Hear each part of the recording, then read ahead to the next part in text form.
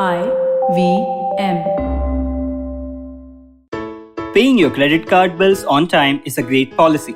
This IPL season, with the Cred Mega Jackpot Week from 27th April to 3rd May, stand a chance to win some fabulous prizes like one Tata Safari car or gold worth 10 lakhs or even one entire Bitcoin worth close to 50 lakhs. Now that is amazing. Don't miss out. Just download Cred.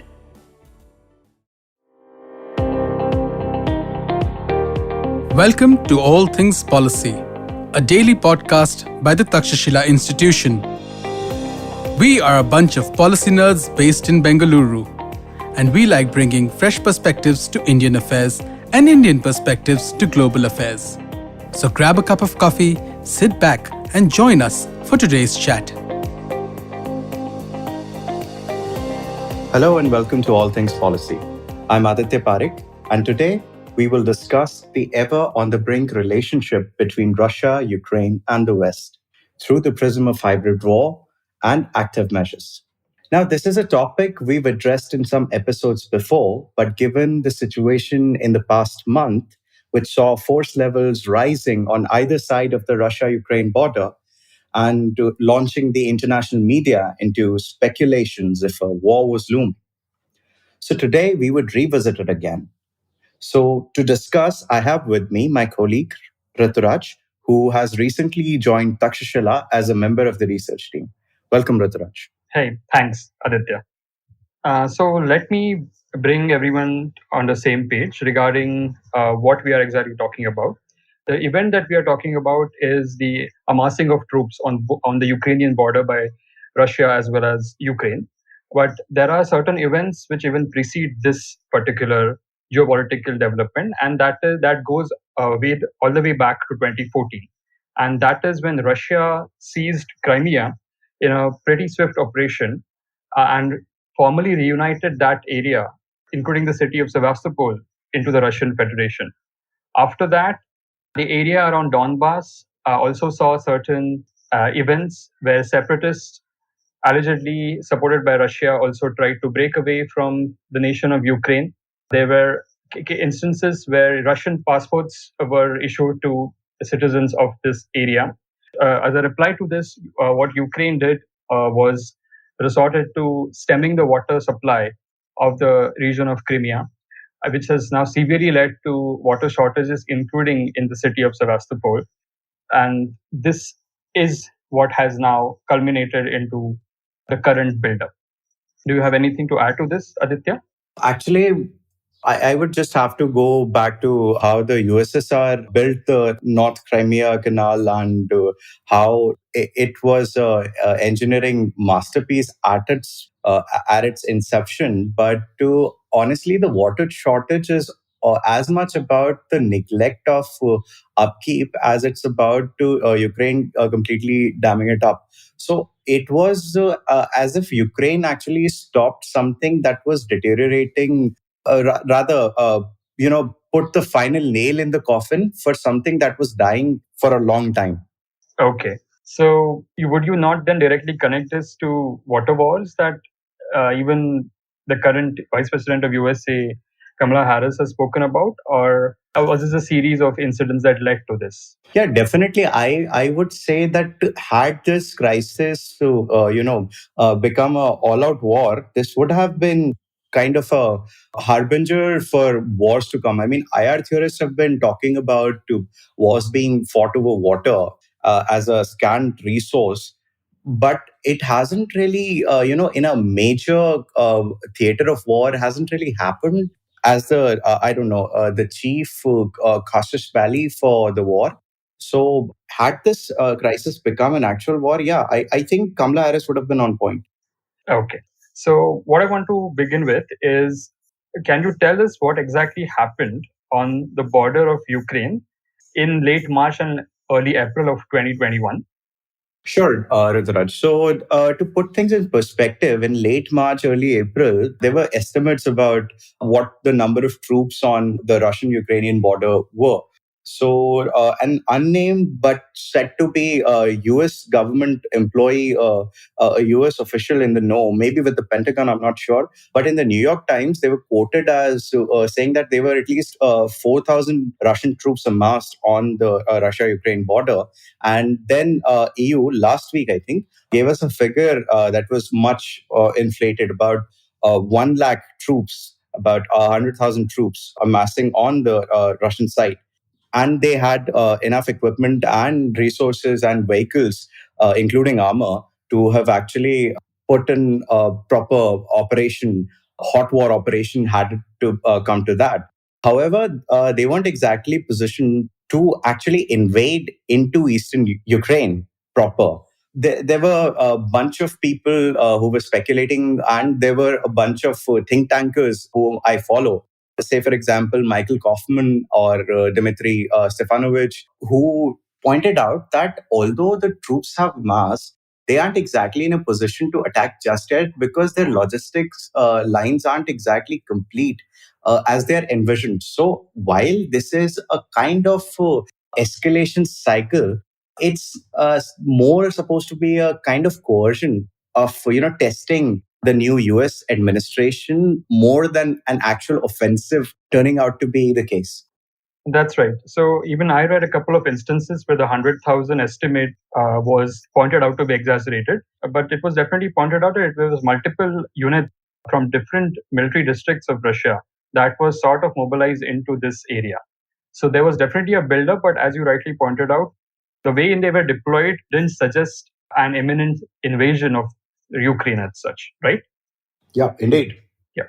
Now I just want to talk about, not a direct question, but why is this region seeing such military maneuvers? What is the importance of this region for Russia?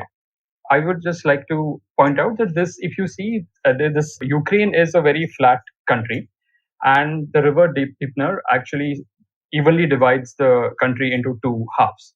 And this river is very defensible, while the eastern part is an open plain, as I again said, and access to this region of the world gives any country options to access anchorage in the Black Sea as well as Caspian Sea.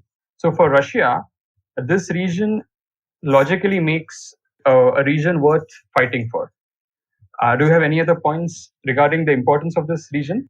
Well, I think it's worth mentioning that Ukraine, being a post-Soviet republic, I think being a post-Soviet state is something that Russia sees as its backyard, obviously, and that sphere of influence calculation is always there. Seeing NATO coming close to its borders is always a factor that the Kremlin is irked about. And I think Ukraine has consistently maintained a level of readiness that is worth mentioning. And they've conducted operations against Donbass separatists for a long time. So it's kind of a frozen conflict kind of a situation. That's one of the perpetual wars that spawned in the previous decade, in my opinion. So I think the buildup in that sense is nothing new. And in the narrative sense, because Ukraine has had a similar, I don't know, a crying wolf kind of a thing going on since post to Crimea in 2014. So even in 2018, I pretty much remember before in the previous presidential administration in Ukraine under Poroshenko, a very similar situation was there in 2018. And at the time, even a decision was taken by the US side that they would supply lethal aid to Ukraine in 2018. So that was significant. And now today the narrative is same. The order of battle in which the Russian units are moving are the same. So it more or less looks like a play that's been being rehearsed multiple times, and nobody knows when it might actually happen. And God forbid it shouldn't happen. Right. So as you said, that this seems to be a play because a statement by the Russian Defense Minister Sergei Shoigu said that this was declared that it was an exercise that the Russian army was conducting, and it has now the exercise has concluded, and all the units that saw participation from Central and Siberian Military District have returned back to their permanent station. So, what did Russia exactly achieve in this period? Well, from the commentary I've read, and I honestly don't believe that I am at a level where I can answer this question very authoritatively. So I would really point you to people I look up to in this sphere of geopolitical analysis. So Michael Kaufman, Dmitry Stefanovich, and Dmitry Trenin from Carnegie. These people have this consensus, as far as I could see, although in different wording, they're always saying the same thing, that it's not war yet. But I think it was more a matter of political coercion and trying to see just how far the West will go until they reach the brink. Who would blink first? It was a kind of a game of chicken. And surprise, surprise, the only thing that came out of it when finally Shoigu said that this was an exercise. So just a promise of unwavering support was delivered to Ukraine. And Ukraine highlighted that we've applied to be a member of NATO. Please let us in as soon as possible. Otherwise, we face an existential threat from Russia. And some news emerged that some US Navy ships were heading to the Black Sea, and Turkey confirmed it, if I recall correctly. So now, in the end, it really is a matter of who's spinning the narrative which way, because facts of the matter are clear that troops were amassing, and then Biden reached out to Zelensky as well as Putin. So he reached out to Putin for a lot of other things as well. But people are seeing it as Biden blinking in the game of chicken. So there are headlines running outside of even Russian friendly media, RT and such. So headlines such as that Biden blinked in the game of brinksmanship initiated by Putin. So that's not a direct quote, but along those lines. So the narrative is being spun, and I think that is the biggest takeaway, that this is how Putin envisaged the whole game for the moment, and it's just a matter of time when it happens. But for the moment, yeah, it's not quite there yet. Right. So I can reframe this as saying that Putin was trying to test how strong are the Minsk protocols and the countries involved with this. And also, he wanted to challenge Biden and see how strong can he sort of face Putin after certain statements that were said about Putin by Biden in the last month. So if you see these sort of tactics that we see from Russia, these are not really new. This Putin is not the only one who has used this. Other former Russian leaders have also resorted to this. So let's slightly change gears and talk about the tactics that are behind these certain geopolitical events. Indeed. So active measures, I guess.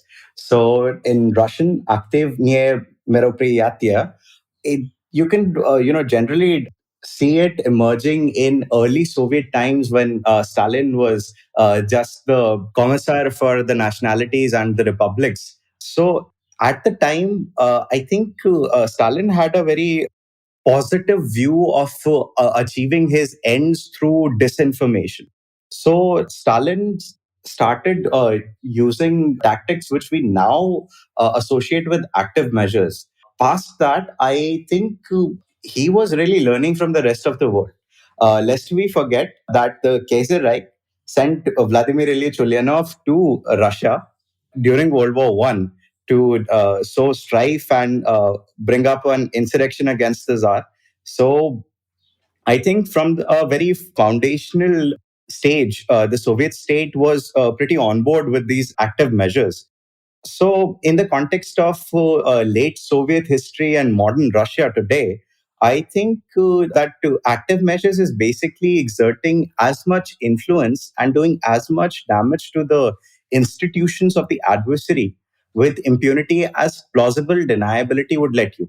So, this obviously has ambiguity and, so to speak, fog of war around it that doesn't really attribute somebody definitively, although it's a different matter that in today's age people can document things a lot better, and not everything's left to the spooks. So even if non-state actors, or rather I don't know, veiled actors are used for these, it's pretty much documented and investigated by I don't know, say, for example, Bellingcat and a bunch of Western think tanks who dedicate a lot of effort to documenting and debunking things that go into these active measures. Right. So I think even to this day, leaving the Soviet history behind, I think the strategic culture in craft in Russia and its intelligence circles is self aware that this is an amoral realm, and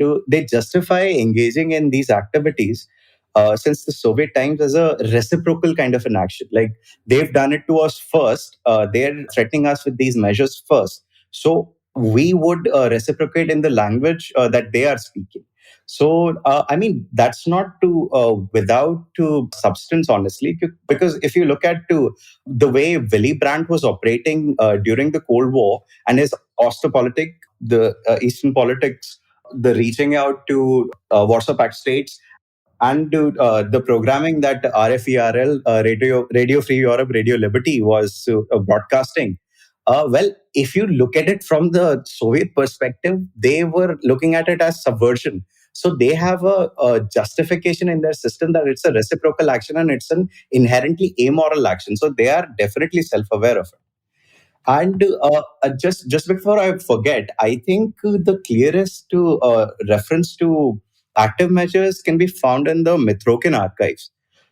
So, as we know, Mitrokin defected to the West with a bunch of KGB archives, and a prominent historian in the UK wrote a book about it, which became the Mitrokin Archive, two-volume book. So, in that, you find a reference to one of the directives that the longtime director of KGB, the head honcho of KGB, Yuri Andropov, who was also the premier of the USSR in the Reagan era, he issued a directive called number 0066 in 1982. So you'll find clear references to it there. And I think since KGB had a bunch of directorates, I think close to a dozen or so directorates and departments. So there was this specific Service A, which was officially designated as in charge of active measures. So I think back then the definition was, I don't know, running propaganda, fueling opposition and strife in both civil, political, and revolutionary flavors in your adversary's political system, and seeking to influence and weaken things which are very central to their existence. Right, and this is all in the thick of the Cold War. Yeah. So I must say that probably the Russians didn't invent active measures, but they probably refined these tactics and took it to a certain other level.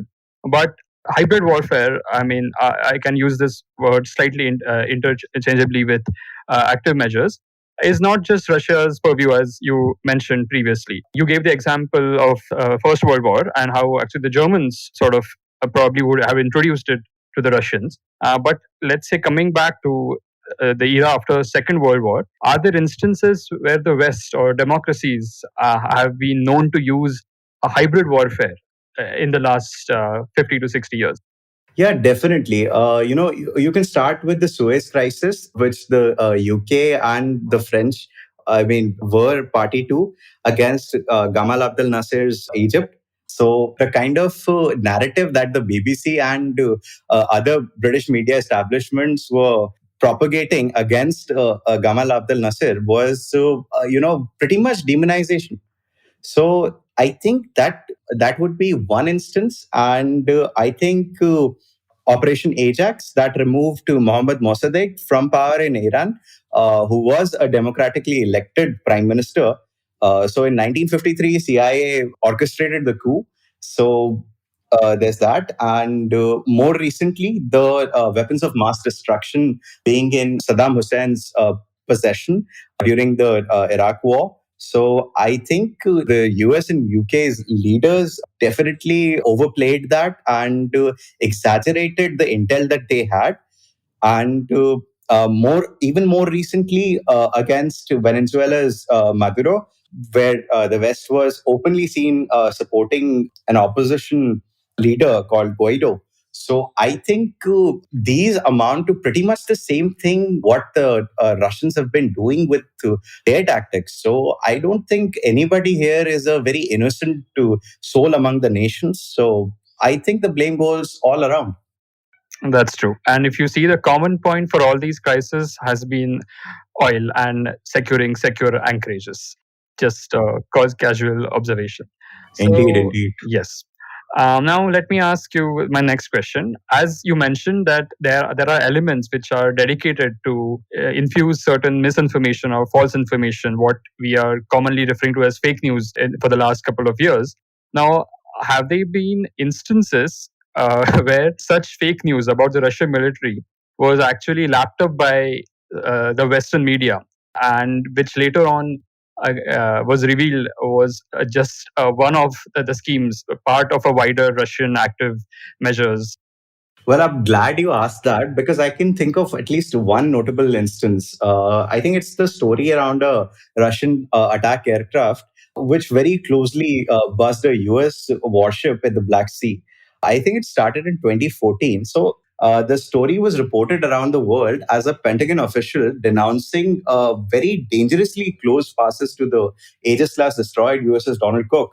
So, mind you, the ship is armed with universal vertical launch systems, which can launch SM-3s at any airborne threat.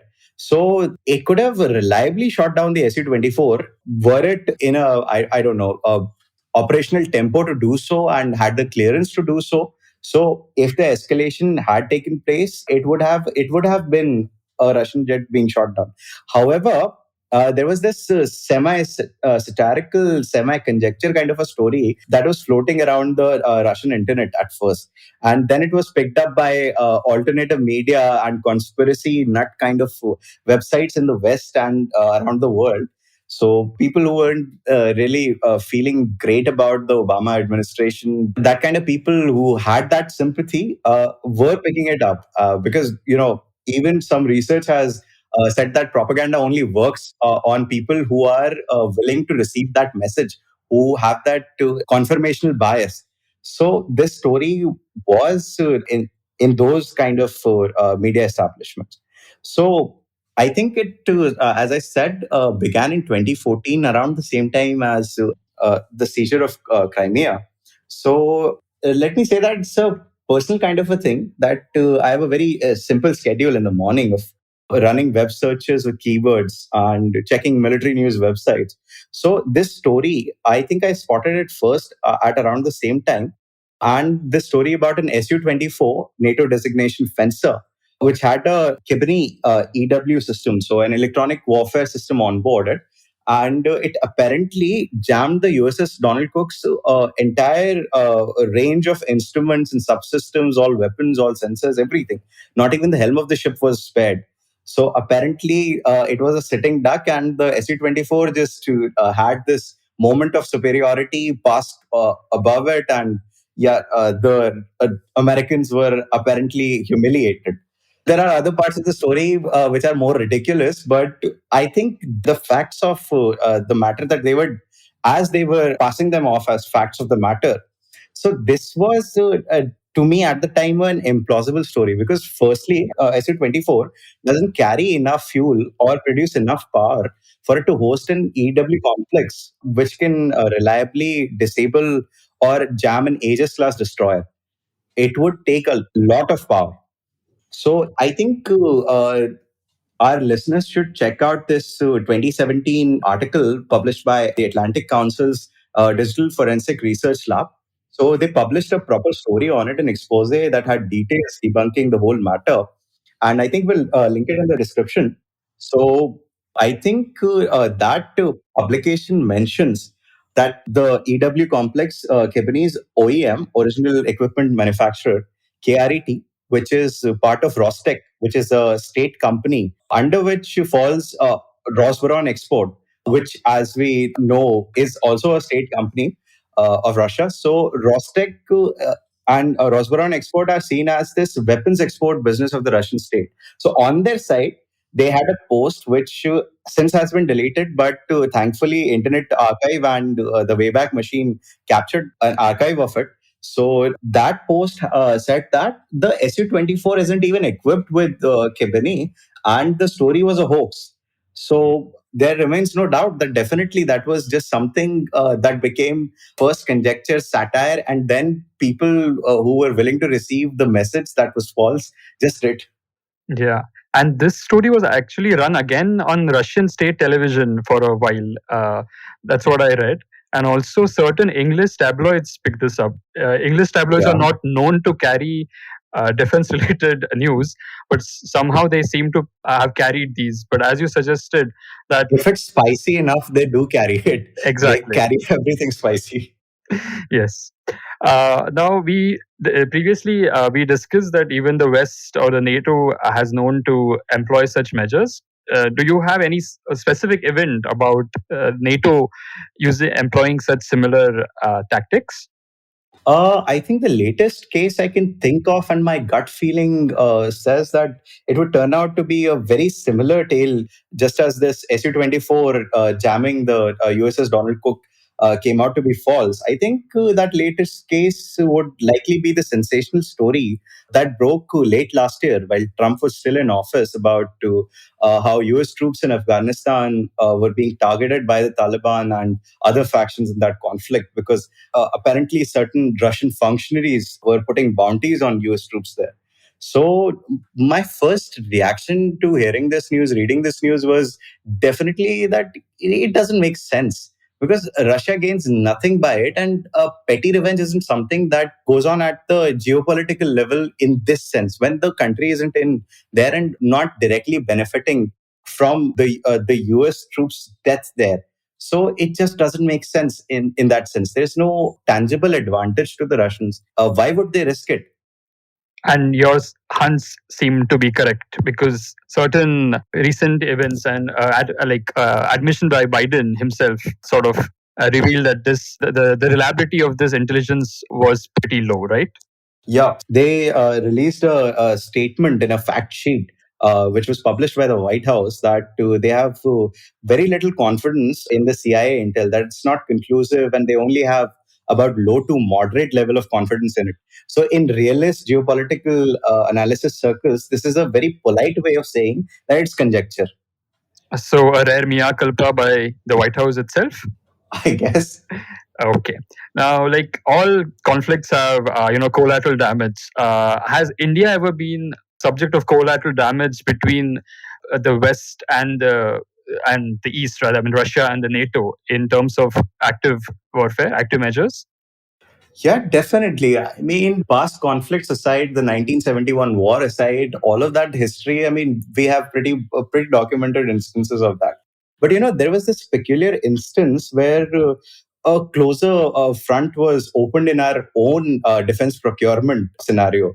So there was this fake news emerging about INS Chakra, our leased SSN from Russia, that it was visited by US Navy officers, and the Indian Navy gave them full access to the boat physically, that they could go in and check out all the systems on board and everything. So the Indian Navy's Chief of Naval Staff, Admiral Sunil Lamba, addressed a question about this matter, and he completely rejected this being a possibility, that there was absolutely no chance that a US Navy functionary was ever even near INS Chakra. Because, the integrity of the contract that we've signed with the Russians is paramount, and we as a state treat our allies, whether it be the US or be it Russia, we don't share information which is confidential. So definitely this was fake news, but this started as a kind of a fake story on the Russian internet that emerged from a very shoddy website, which was it may have been people were talking about who could supply India nuclear submarines. If not Russia, then who else could it be? So I would leave it to our listeners to make up their own mind who it could have been, and they could look up the prospects of who is in the market for supplying India designs to a nuclear submarine, or build it with them in partnership. So I think this was a shoddy news story in a Russian forum, which was completely baseless. It was a baseless rumor, and nothing came of it once the Indian Navy made it clear that this is fake news. Very interesting. This would be a bit of a stretch, but recently a bunch of people were also saying that the visit that Sergei Lavrov, the foreign minister of the Russian Federation, is the external affairs minister of the Russian Federation, he paid a visit to both India and Pakistan consecutively. So there was this narrative that he went to the Pakistani authorities and told them that you have a blank check on which you can write just about anything you want. We would fulfill whatever request you have in terms of military hardware and strategic cooperation. So, I mean, whoever is a subcontinent expert in the realm of IR and geopolitics was saying that it's an exaggeration and it's definitely not an exact quote, it's a misinterpretation and definitely an exaggeration. Okay. Now, a question came to me while we were talking that there must be different elements involved in hybrid warfare. And how well do they act with each other? Is there like a unified command, or are there units which are loosely associated and not really directly under the purview of certain government departments? So, in Russia's context, I think I can sort of answer that because there are certain elements of an apparatus which might be in the shadows, allegedly involved, kind of a deal. So, there's this person called Yevgeny Brozgin, who's allegedly the owner of the Wagner private military corporation and internet research agency, also called Glavset, which is allegedly a troll factory which inserts messages on Western social media, on the domestic Russian social media in support of the Putin regime and against things that are not amenable to the current Russian administration. So I think that is one thread, one tangent that you can follow, but really it's really an adhocracy. So ad hoc, that means to put things together as they come up or as they are needed. So the same way, if these elements exist and operate under the Kremlin in some capacity, they are not exactly coordinated, but rather picked up when they're needed. This would be a kind of a parallel to how intelligence agencies work, regardless of countries. So assets are, if allegedly they exist and operate, they are not really coordinated, but rather activated. Understood. See, this is a very interesting and deep topic, as you have mentioned that it goes far deeper in realms of history. Any of our readers want to, read about or research on their own about this topic, do you have any resources for them to suggest? Yeah, definitely. So, related to the previous question, I think our readers should check out this website maintained by the Free Russia Forum called Putin's List. So, we'll link it in the description. We'll link all of these resources, in fact, in the description. So, I think that is as close to a structure of all of these alleged functionaries, these shadow functionaries of the Kremlin can be put in a structure. So Putin's List is something that our listeners should check out.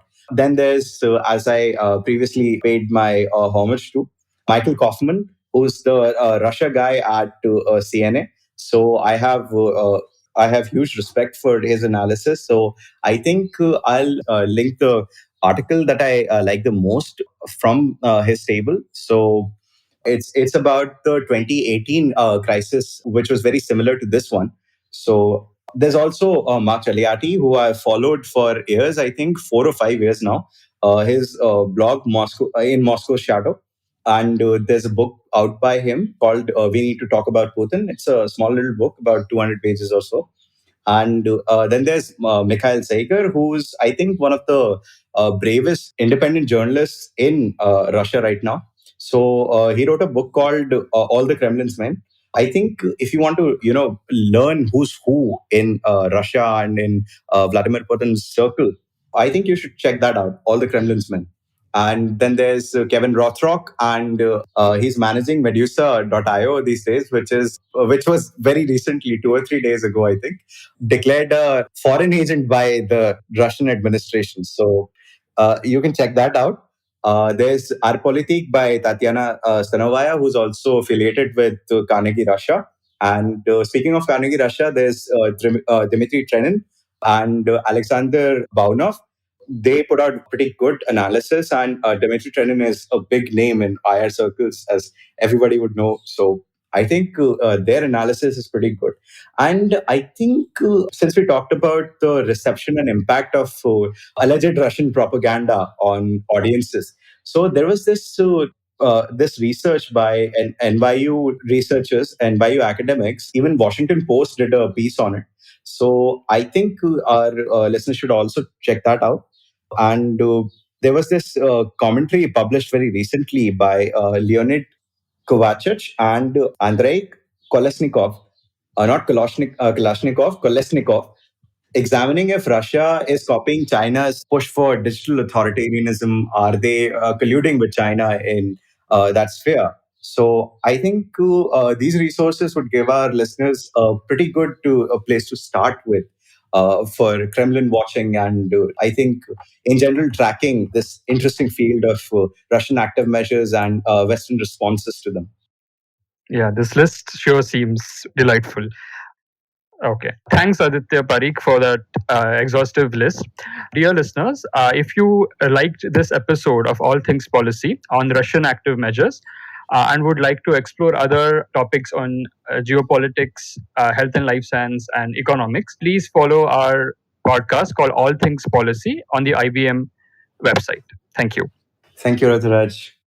The Takshashila Institution is an independent, non-partisan think tank and a school of public policy. We have education programs lasting 1 semester and 1 year that are tailored specifically for people like you.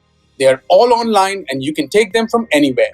Admissions are now open for our 12-week graduate certificate program in public policy, defense and foreign affairs, technology policy, and health and life sciences. Visit takshashila.org.in/courses to find out more.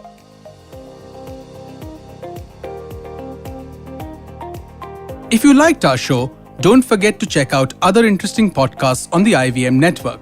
You can tune into them on the IVM Podcast app, ivmpodcast.com, or wherever you listen to your podcasts. You can also follow IVM on social media. The handle is @IVM Podcasts on Twitter, Facebook, and Instagram.